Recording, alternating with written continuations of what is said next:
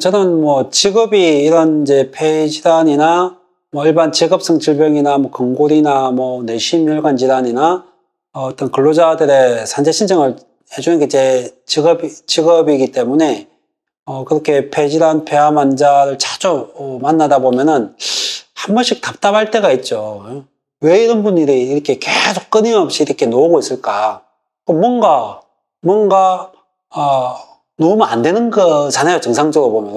왜 사람이 멀쩡하게 회사에 입사해가지고 퇴사할 때도 멀쩡하게 놓아야 되는데, 왜 퇴사하고 어느 날 갑자기 숨이 쉬기 힘들어져서 병원 가면은 진폐증이다, 뭐, 만성폐쇄성 폐질환이다, 폐암입니다. 뒤늦게 이런 진단을 받는단 말이죠. 그 나이에 이제 어떻게 그 사람의 건강을 뭐 산재보상 받는다고 해서 그게 보상인가요? 이분들 제대로 살아갈 수가 없는데, 이미 지나버렸잖아요. 이 사람의 건강을 다시 찾을 기회가 없잖아요. 그러려면 이 사람들이 이런 폐질환이 걸리지 않도록 뭔가 해야 될 거 아니에요. 그렇게 하려고 국가가 있고 나라가 있고 법이 있을 거 아니에요. 산업안전보건법에 사업주는 근로자를 채용하면은 쾌적하고 안전한 환경에서 근무하도록 시켜야 될 의무를 규정해 놨어요. 사고 나지 않게끔 안전조치하는 것뿐만 아니라 이런 직업성 질병에 안 걸리게끔 사업주가 쾌적하게 작업 환경을 관리하게끔 여러 가지 의무를 정해놨는데 뭔가 그런 게 제대로 작동이 안 되니까 그런 분들이 이렇게 이제 뒤늦게 막 쏟아져 나오는 거죠. 산업안전보건법에서는 여러 가지 발암물질들, 근로자한테 해를 미치는 다양한 유해 물질들, 엄청나게 수천 가지의 화학물질들이 많죠. 유해 물질들은. 그 중에서도 심각하게 인간의 인체에 영향을 미치는 유해 물질, 특히 발암물질에 대해서는 노출 관리를 하도록 되어 있어요. 다 몇 ppm 이상, 승면은 아까 제가 0.1개 이상 노출 안 되게끔 노출 관리하도록 법으로 다 정했단 말이죠. 그걸 다 지켰다면은 이런 분들이 놓을 리가 없죠. 이렇게 폐질환 환자가. 그리고 또 산업안전보건법에서 혹시나 그런 유해 물질 관리를 사업주가 잘했다 하더라도 혹시나 잘못해서 또 놓을 수 있으니까 작업환경 측정을 주기적으로 다 하게 돼 있어요. 유해 물질이 놓는 사업장에 대해서는 의무적으로 하게 돼 있어요. 작업환경 측정에서 유해 물질이 놓으면은 조치를 하고 이랬더라면은 또 이런 분들이 안 나와야 했죠. 또 실제 저도 작업환경 측정 자료를 갖다가 여러 가지 컨설팅하면서 많이 보는데 유해 물질 노출이 나왔다고 난 보고서를 보기가 거의 없어요. 제가 딱 봐도 그 공장에 들어가면 여러 가지 냄새와 분진이 눈으로 보이는데 작업환경 측정 기록을 보면 다 정상 이하로 나온다는 거죠. 과연 이 작업환경 측정을 신뢰할 수 있을까? 거기에는 뭐 작업환경 측정에 어떤 문제도 있죠. 작업환경 측정을 누가 해요? 그러면 작업환경 측정 기관이에요. 그건 공공기관이 아니란 말이죠. 일반 사기업이죠. 수익을 목적으로 하는. 의뢰하는 사람이 사업주잖아요. 그 사업주의 의뢰를 받고 측정하기 때문에 과연 노출 기준을 초과했다고 그게 제대로 적을 수 있을까? 그 제도적 어떤 문제점이 있을 것 같은 여러 가지 정황들이 좀 많이 포착되고 있고요. 그 다음에 우리 또 산업안전보건법에서는 근로자들한테는 의무적으로 건강검진을 실시하도록 되어 있어요. 그리고 특히 유해 위험, 발암물질 취급한 사람은 무조건 일반 건강검진이 아닌 특수건강검진을 하도록 되어 있어요. 그럼 특수건강검진에서 이렇게 다 나오겠죠. 그런데 폐질환이 아까 제가 뭐랬어요? 잠복기간이 있다 했잖아요. 그때 당시에 젊었을 때는 아무리 유해 분진에 작업했어도 사진 찍으면 잘 안 나와요, 이게. 이게 다 잠복에 있다가 20년, 30년 뒤에 나타나기 때문에 이미 예방이 안 된다는 거죠. 건강검진도 저는 솔직히 그렇게 신뢰를 하지 않아요. 우리나라 직장 특수건강검진이 제가 알기로는 되게 부실하게 운영되고 있다는 게 제가 여러 가지 제보를 받았어요. 이미 그거는 상당히 공공연화됐고, 왜냐하면 너무 싼 가격에 거기도 막 경쟁을 하면서 사업주와 계약을 해서 체결하기 때문에 특수 건강검진하는데 뭐 5분, 10분, 어떤 때는 그냥 차가 공장에 와서 한 명당 특수 건강검진 하는데 10분도 안 걸린다 그래요. 소음 측정도 다양한 방법 해야 되는데 띵 치고 들리세요? 안 들리세요?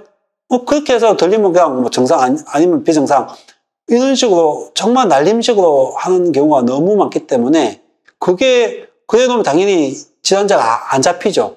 그걸 오히려 질환자가 없는 걸로 해서 사업자한테 유리한 입증 자료로 오히려 근로복지공단에 사업주가 제출하고 있다는 거죠.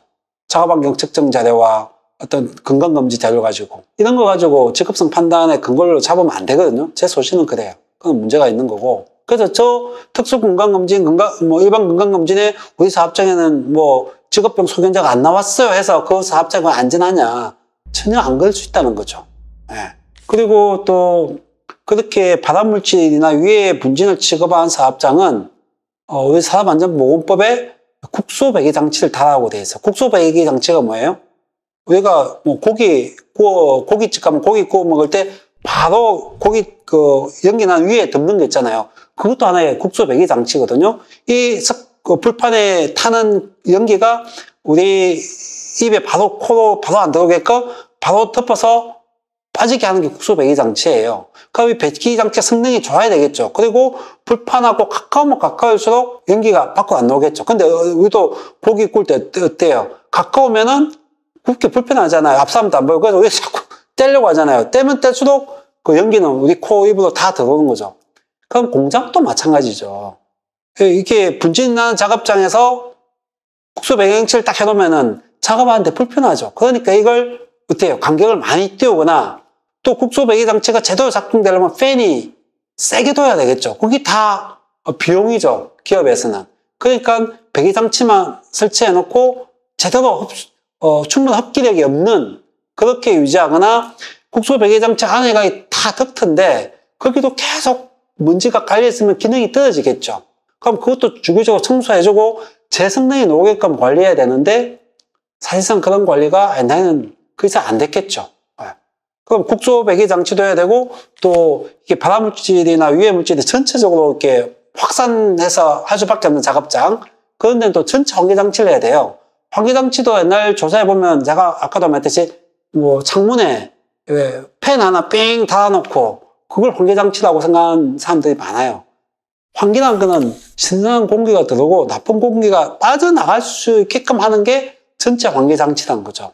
충분히 그런 성능을 해서 동일하게 전체 환기장치에서 거의 근로자한테 유해 분진이 안 들어오게끔 환기장치가 돼 있어야 전체 환기장치에 설치했다고 볼 수 있죠.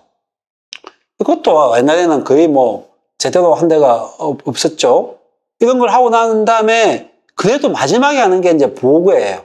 그렇게 이제 분진 거 많이 하면은 방진 마스크나 방독 마스크, 유해한 발암물질은 방독 마스크를 쓰고 작업을 해야 되겠죠. 제일 좋은 거는 근로자가 방진 방독 마스크 쓰면 불편하거든요. 이거 안 쓰고 근무할 수 있는 환경이 제일 좋아요. 그러면 국소 배기장치, 환기장치, 아니면 아예 밀폐로 해놓거나 그렇게 하는 게 제일 안전하죠. 그게 100% 불가능할 때 마지막에 하는 게 이제 어쩔 수 없이 방진 마스크나 방독 마스크를 착용하고 작업해야 되는데 그것도 옛날 우리 어르신들 작업했던 내용들을 보면 뭐 그런 게 어딨어요. 다 일반 면 마스크 회사에서 그거 한 개 쓰고 그냥 막 단가로 마셔가면서 뭐 공장에서 막 분진 날리는 데서 작업을 했던 거죠. 그러다 보니까 우리가 생각하는 것보다 폐질환 환자는 실제 엄청나게 많을 것이다. 저는 그렇게 예상을 하고 그리고 또 산업안전보건법에 물질안전보건자료요. 특히 화학물질처럼이나 발암물질들은 유해하잖아요. 근데 이걸 일반인이 그 물질이 어떤 성분으로 구성되어 있고 이게 내 인체에 어떤 영향을 미치고 혹시 내가 잘못해서 코나 입으로 마셨을 때 내가 어떻게 이걸 어떻게 내 스스로 보호를 해야 될지 어떤 조치를 취해야 될지 모르잖아요. 그걸 법으로 알려주라고 하는 게 MSDS라고 해서 물질안전보건자료예요. 그거는 그 유해 물질을 사용하는 곳에 다 부착되어 있어야 되는 거죠. 부착을 해놓고 근로자한테 이게 어떻게 보고 어떻게 이해할 수 있는지 게시, 비치 교육까지 법으로 하게 돼 있는데, 실제 작업자들 만나서, 이야기 들어보면은, 뭐 그런 걸 본 적이 있거나 그런 교육을 받았다고 하시는 분들이 거의 없어요. 특히 옛날 분들. 요즘은 조금은 나아졌는데, 옛날에는 저런 게 더욱더 안 붙어 있었겠죠. 요즘에는 이제 사업주들은 반드시 위험성 평가를 해야 돼요. 위험성 평가도 제가 한번 컨설팅 나가보면은 다들 안전 분야만 해요, 안전 분야. 뭐 추락, 김, 낙하, 감전, 화재, 이런 거에 대해서는 잘 하는데, 이런 근로자들의 건강 문제, 바람 문제, 이런 데서는 아예 측정을 안 해요. 평가를 안 한단 말이죠. 유해 물질이 제대로 걸러지고 있는지, 환기 배기 장치가 제대로 되고 있는지, 어떤 기침이나 이런 감염성 질환은 없는지, 이런 것도 다 위험성 평가해야 되는데, 이걸 제대로 하고 있는 대기업도 그렇고 공기업도 그렇고 일반 중소기업은 말할 것도 없고, 아직 근로자들의 건강이나 보건 관리에 대해서는 위험성 평가에서 제대로 평가를 할 수 있는 하고 있는 데가 제가 보는 데는 거의 잘 없는 것 같아요. 이것도 좀 심각한 문제죠. 사업주의 의무란 말이죠, 위험성 평가는. 예.